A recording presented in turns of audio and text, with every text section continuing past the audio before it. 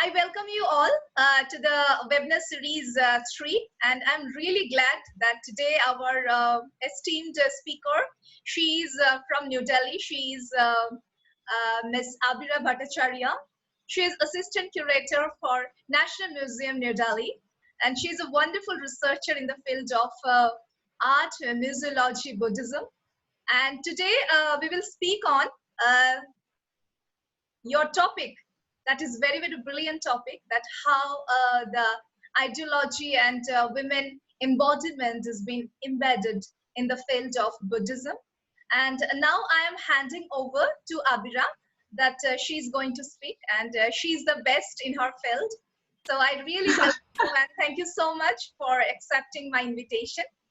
Web platform for dialogue is a forum. Actually, it's a forum actually to share the dialogue in a like-minded people, that what we know, we really want to share with others. And of course, we don't know everything. We will learn from others as well in this field. So welcome today's session 3. Hello, everyone. Thank you so much, Swati, for your kind words and also accepting my proposal for this meeting. And I would like to thank Web for Dialogue platform for this. So today's theme is Body and Divinity, Visualization of Female Embodiments in the Buddhist Art of Eastern India and Southeast Asia. So as the topic suggests, I'm going to talk about the conception and evolution of female forms in Buddhism. As we know, Buddhism is much like from the beginning, it was much more patriarchal dominated, in which like Buddha was the prime figure. Abira, just one more announcement. You can also control over the screen. So you can control your PPT as per your need. So you just check whether you can control your PPT or not. I gave you the key. Okay. Fine. Continue. I don't think so. I can just move this, or you can do it. Like I can say next slide. I already gave you the key. You can control. Only you, not us. Yes. Okay. Yeah. Now I can. Thank you so much. So I was saying about the theme of this discussion. So the theme, as the topic suggests, like I'm going to talk about the concept of gender in Buddhism and how it is a very key concept in the expansion of the Buddhist pantheon, because we know about the various phases of Buddhism it underwent a change for a very long time. Like it started with the Theravada and then Mahayana, and then how it changed in the Vajrayana phase. So the conception of body in conception of female body also changed according to the sectarian influences, and also there was much more cross-cultural assimilation which was happening due to the influx of Hindu and Brahmanical ideas, and as well as the social and economical political these factors are also playing a very important role. As patronage changed, like female patrons became important in the monastic donations. Like we have a list of inscriptions from Kanheri, like the earliest inscriptions which talk about the role of female donors. And also during my visit in Dunhuang last year, I saw like there are especially female like donor paintings on the walls of the on these Dunhuang wall cave paintings of 10th century. So we know like how the whole patriarchal dominated sector of Buddhism, it changed in course of time, and this became very visible through the forms of female forms or divinities. So I begin.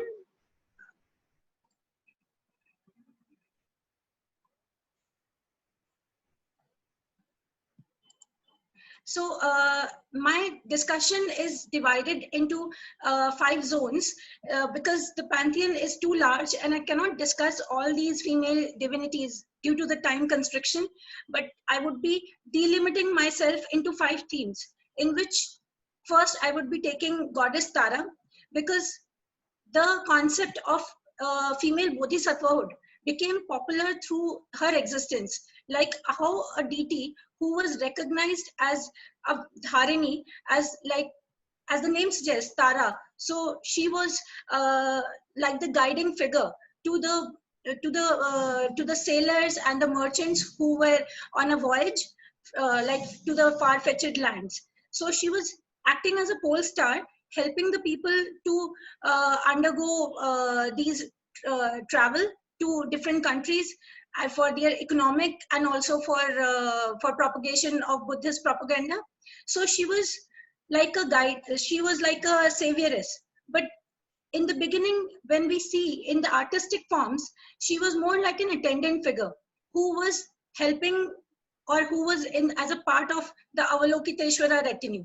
So she was not a female bodhisattva, but she was an attendant to the main bodhisattva. And as we know, in the Mahayana concept, the bodhisattva concept is very important, where the bodhisattvas, they actually they delimit themselves to provide enlightenment to the sentient beings. So they are not taking the nirvana, but they are trying to delimit themselves just to help others. So in this context, Tara is becoming from a female embodiment of compassion to a universal compassion form, and then she is helping the devotees to overcome the mental fetters and also the obstructions which they face during the path of enlightenment. So in the beginning, I can show you, like if we go to the second slide, as I was telling you, like her presence as a female attendant. So in the first form, which is from Nalanda site number 3, like I always take this form because it is very important to see how this evolution happened.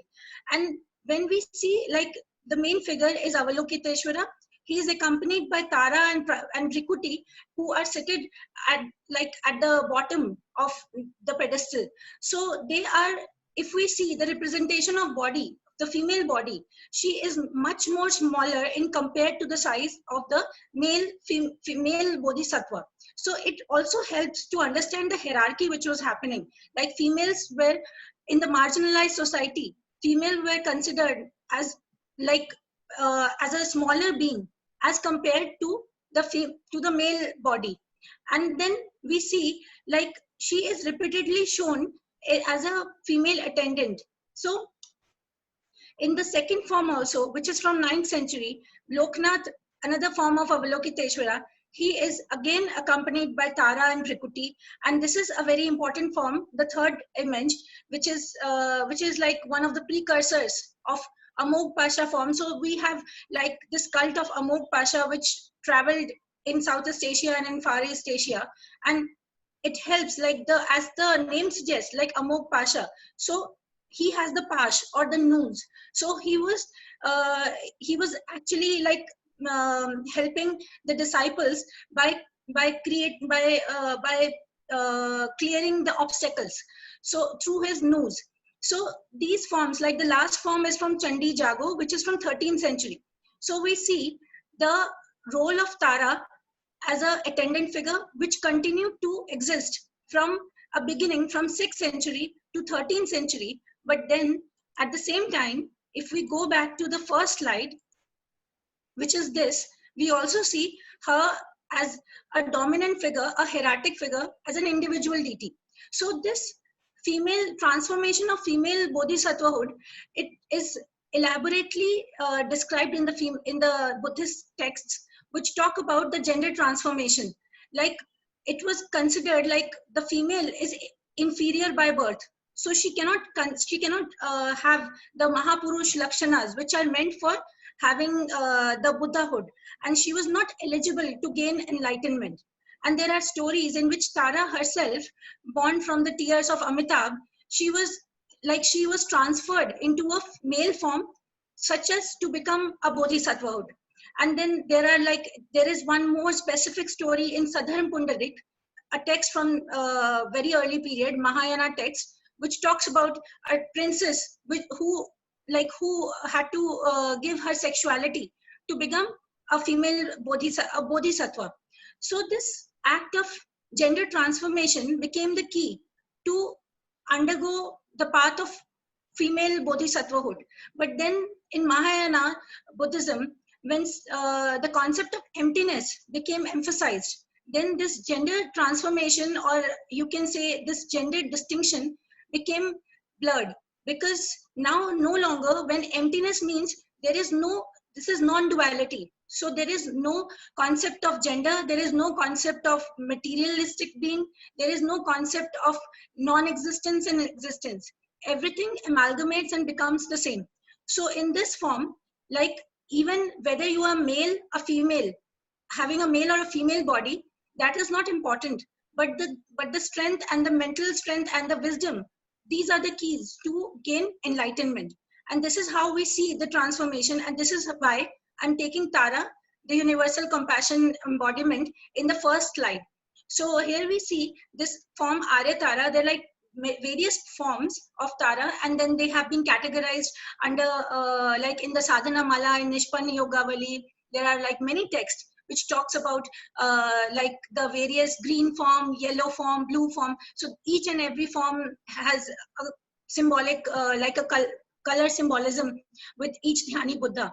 So these are, the first form is from Nalanda, the second form is from Donduang Champa period. So when we see like these two images, they are from distinct cultural spheres, but the eminence and the key idea of the compassion was prevalent in India, and it also reached to the far-fetched lands of Champa, which was in Vietnam, an ancient city of Vietnam, like an entire kingdom, which started from 7th century, and it was like a Hindu kingdom, but there was a phase from 9th to 10th century when the rulers, the Indravarman, there was a ruler who became a Buddhist disciple, an ardent Buddhist disciple.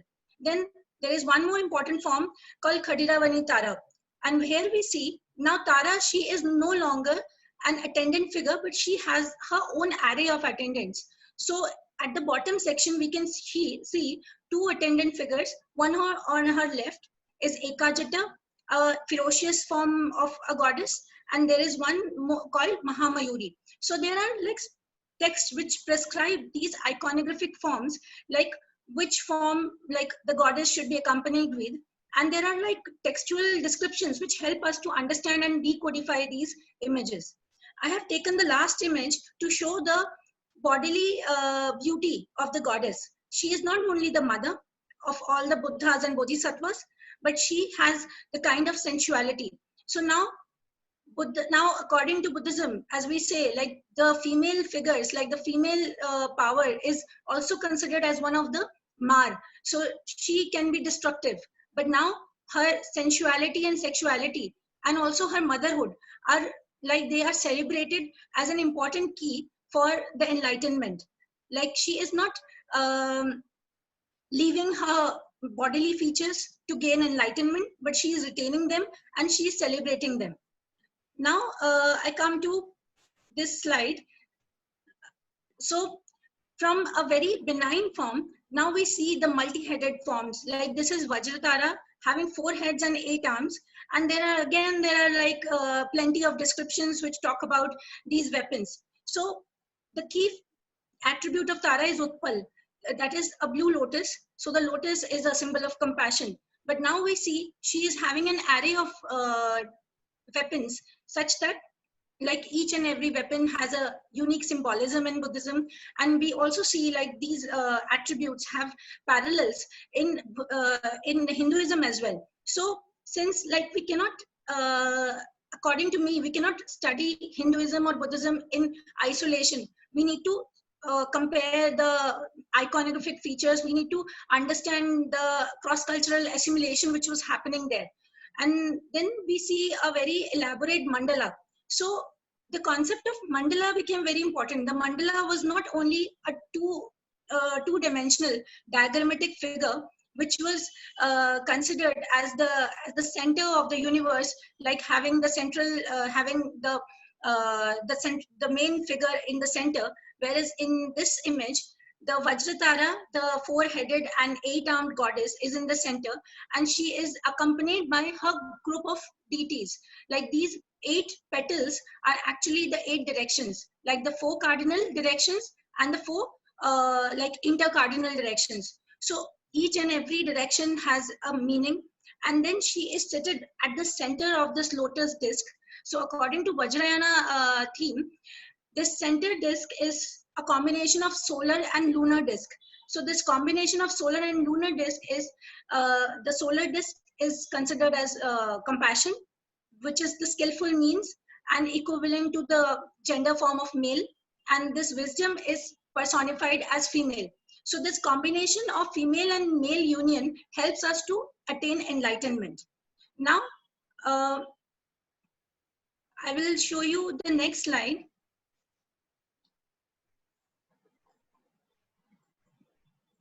which is Pragya Paramita.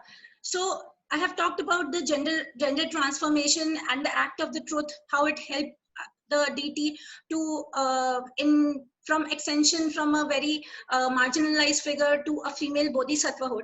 The second concept which acts very important in understanding the bodily form of the goddess is the deification, like how the deities, the female deities, they were deified from a book. So in the Mahayana sphere, like the concept of reading, writing, memorizing, like book, like these scriptures, was very important, since they were not, these books were considered as mnemonic devices, and just like they were helping the people to gain merit. So they were like, there are in the Eastern Indian dynasties, especially Pala dynasty, we find inscriptions in which various deities, in which various rulers like Mahipala one, then there was Rampal, Gopal. So these rulers who were ruling from the period of 9th century, 8th century to 11th century, they were patronizing, like they were commissioning the monastic establishments, and then they were also helping the monks to establish like workshops to create these iconic specimens. So they were not only meant for personal devotion, but they were also transferred, like these were they were carried by the emissaries. So to create a kind of political bond between two countries, like we have inscriptional records in which the Pala kingdom, the Pala ruler had very good contacts with the Shailendra rulers of Indonesia. So they were like the Buddhist art and the Buddhist knowledge was helping them, helping these two political spheres to create a very concrete political bondage.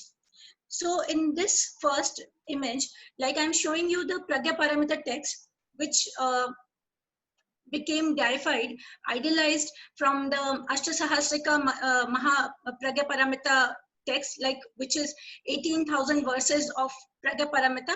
And in the text itself, we find references which says that Pragya, the concept of Pragya, which is wisdom, because to gain enlightenment, wisdom and compassion are the most important things.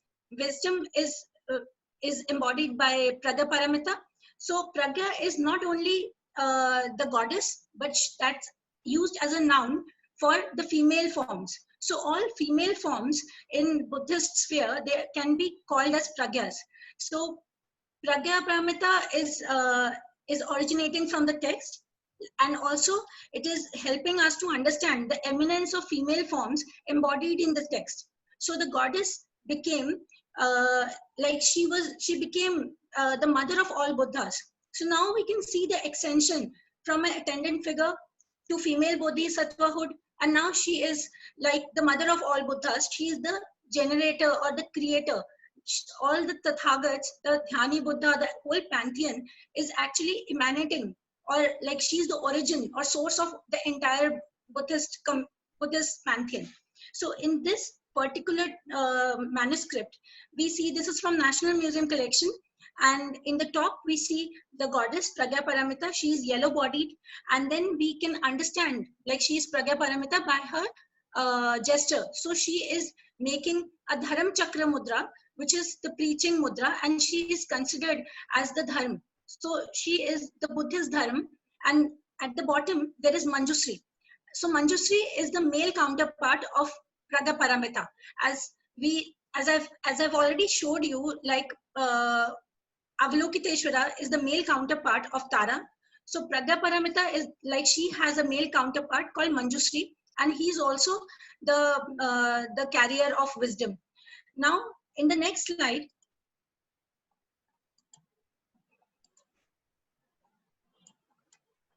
So apart from the text, we have the similar formations in plastic art as well. So we have especially two-armed and four-armed imageries. So in this slide, I have taken the first image from Nalanda. So it shows the formation of the goddess in an iconographic format. So we can identify the goddess through her attributes. And if we see, like in the upper right hand, she is holding a lotus, and the lotus has a manuscript. And in the next image, if we see again, this image is from the British Museum. She is holding the text. So she is preaching her disciples, and she is holding the text from which she has originated. And now in the third image, we see the same kind of iconography in Java. So we can see the continuity and the transference of the core idea of Pragya Paramita from one sphere, from the Eastern Indian sphere, to as far as Indonesia and Sri Lanka. And even if we are not artists, like somebody who is not an art historian, he can easily see and correlate the relativity of all these three images.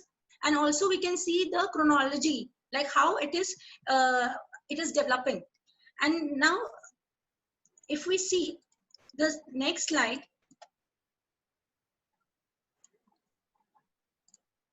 so apart from the deification, there was one more important concept associated with Pragya Paramita, that is in Indian sphere also, and in Khmer, in Southeast Asian sphere, the deity was so pious, like she was so sacred, like equivalent to the mother of Buddha and also equivalent to Dharma, that the rulers, they started a trend of depicting their own mothers as a form of Pragya Paramita. So it started with this image, like from Kashmir, in which the queen of one of the dynasties from Kashmir, from 600 to 625 CE, there is an inscription which says, like, this is the depiction of the queen. So, and then the name of the queen is also written. So now the body of a goddess is emerging from a text. She is taking a form of a female, of a human form, and she is personifying a human, like a queen who is not only she has wealth and she is like one of the patrons. It also signifies that she was patronizing the cult, but also it helps us to understand how the tradition of portraiture was practiced, like how people were trying to emulate the idea of divinity in human forms as well. And if we understand, like if we the main key to understand, like this concept is, like, these forms are two-armed, they are not four-armed, because they are parallel to a human form. So in the next image we see which is from late 12th and early 13th century. So it begins from 600 CE, and now we see the second image from late 12th to 13th century, which is Queen Jayaraj Devi. So she is considered as the mother of King Jayavarman VII, from the late Khmer period. And he said, like, there are inscriptions, there are plethora of inscriptions which talks about, like, how this Khmer ruler, he also consecrated a temple called Ta Prohm Temple in Cambodia to consecrate his mother's image, and she was considered equivalent to Pragya Paramita. And now the last image, which is from East Java. This is very important when we study the portraiture and this whole concept of deification, like a human form, is because we find like textual resources of the East Javanese ruler, which talk like this is Kenedidis, and where we find, like, the king, he performed the Shrad of his mother, and the Shrad rituals, they talk about how Pragya Paramita is considered equivalent to his mother.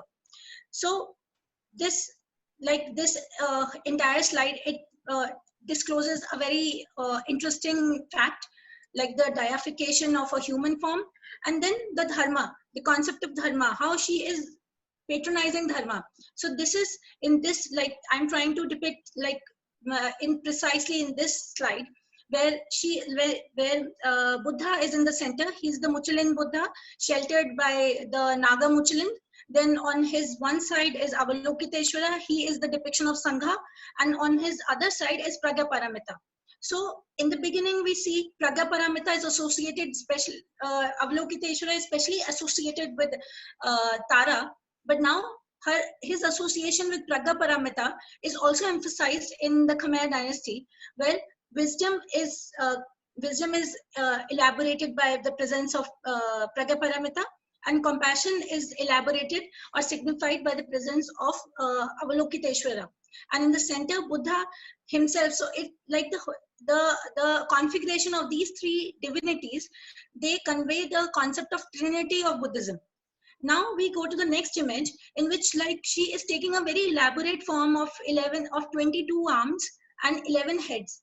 So when we consider this, like this is very similar to the 11-headed and 11-headed image of Avalokiteshvara, which is quite important and popular in Far Eastern sphere, and the first imagery was found in Kanheri. And these 11 heads are considered equivalent to the 11 insights. So the philosophical dimension, like it also played a very important role in formation of these iconic forms. And in the third image, it is Avalokiteshvara, and this is according to the inscriptions, this is Jaya Buddhanath, and then there is like a text called Karanda Vyuha, which talks about this formation of the 1,000 bodied Avalokiteshvara. So on the body of Avalokiteshvara, as we see, it looks like an armor, but it comprises of 1,000 forms of Buddha. So, and in the center, we find at the heart, there is a goddess. So the goddess is Pragyaparamita. So she resides in the heart, like she resides, she's the source of all wisdom. Like without the presence of Pragyaparamita, you cannot achieve enlightenment. So I have tried to elaborate like two important concepts. And now I go to another goddess. This is Chunda. So I have talked about like the deification. So Chunda is another deity who is emerging from Chunda Dharini, and she has multiple forms. We can identify her through the presence of the bowl. She has a begging bowl, and then she connotes the importance of renunciation of materialistic beings to attain enlightenment. And also in this image, like the first is from Bihar, the second is from Odisha. So we see like there are similarities of these deities when we talk about Chunda and then Pragyaparamita, but then iconography plays a very important role. And in the third image from National Museum, we see like again there is a lotus. On the top of the lotus there is a manuscript. So many scholars, they got confused like whether this is Pragyaparamita or Chunda. But when we see the meditation bowl in her hand, which is held on her lap, it helps us to understand like this is not a Pragyaparamita image, but a Chunda image. And similarly, we find this image from the last image from Sri Vijaya. So I have tried to put all these images in a parallel form so that we can understand the propagation, the transmission of art and textual forms from one cultural sphere to another cultural sphere. And in this next slide, this is a very important image from the National Museum collection, and where many people talk about this 10th slide. So many people, they say that this is Pragyaparamita, but again this 18-arm Chunda, again she is making the Dharma Chakra mudra, so she is the preacher of dharma. So this also shows, like this mudra also shows how the development of iconography never happened in isolation. There were like influences from one sphere to another, like all these deities from the female pantheon, they were sharing iconographic similarities, and then they were also sharing the attributes. So there are Tibetan texts which talk about the mixed image of Chunda and Pragyaparamita. Then this goddess, she also plays a very important role with Tara. and there is one image of Lakma where she is standing next to Tara. And then we see, like, to establish the iconography, we have the text of by Amog Vajra, which talks about the Chunda Dharini. So the Chunda Dharini is the text from which she emerged. And then apart from that, if we see from a philosophical viewpoint, in the first image, at the bottom of the pedestal, there are Nagas. So they are headed figures. They show us the importance of the Netherland in the or the or and then in the center the Chunda. So, and at the top the parasol is missing in both the images. So the parasol is the heaven, and in the center Chunda is residing on the big double lotus pedestal that is on the earth, and then at the bottom there is Netherland. So these three spheres of earth, these three elements like of body, speech and mind, they are also elaborated through a composite image of Chunda.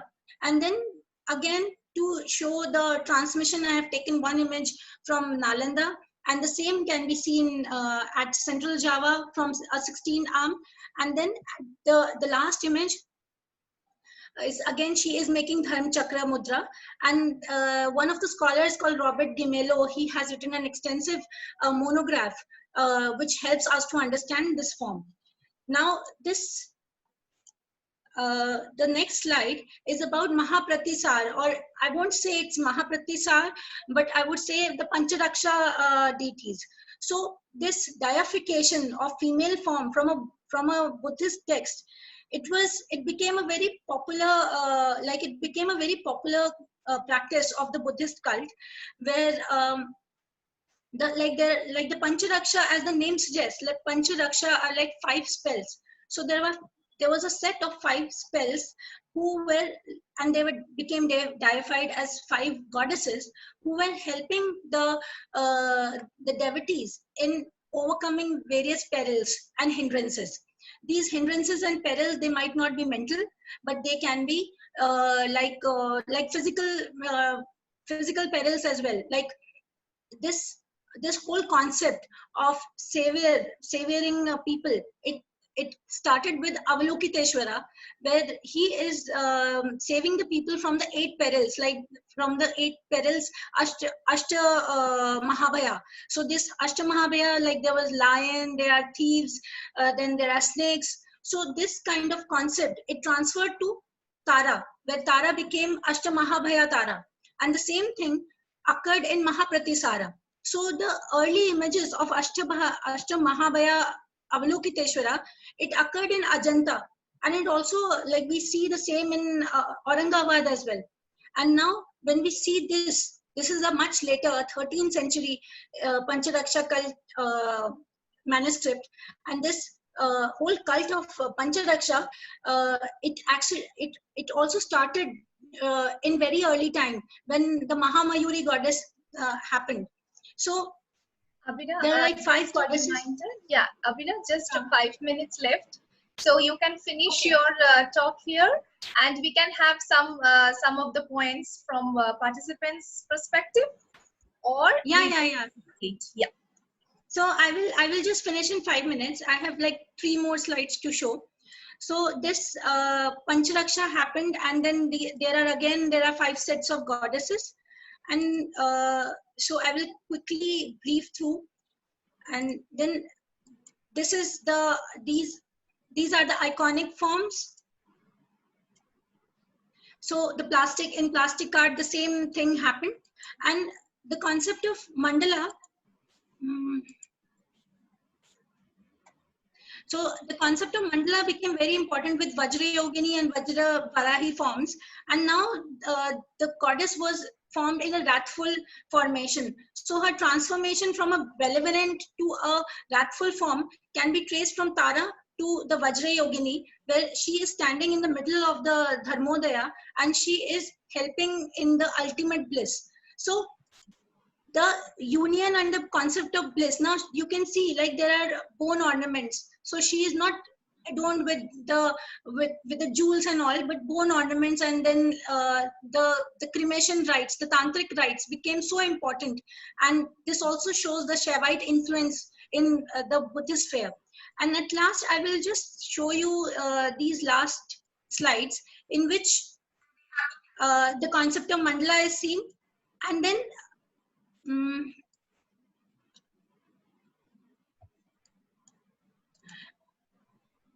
and this one. So this is important because the union, because the sexual union also became important. So this whole transformation from can be seen, and how sexual union, this is not only the sexual union, but this is the mindful union, which is the union of wisdom and compassion leading to ultimate bliss.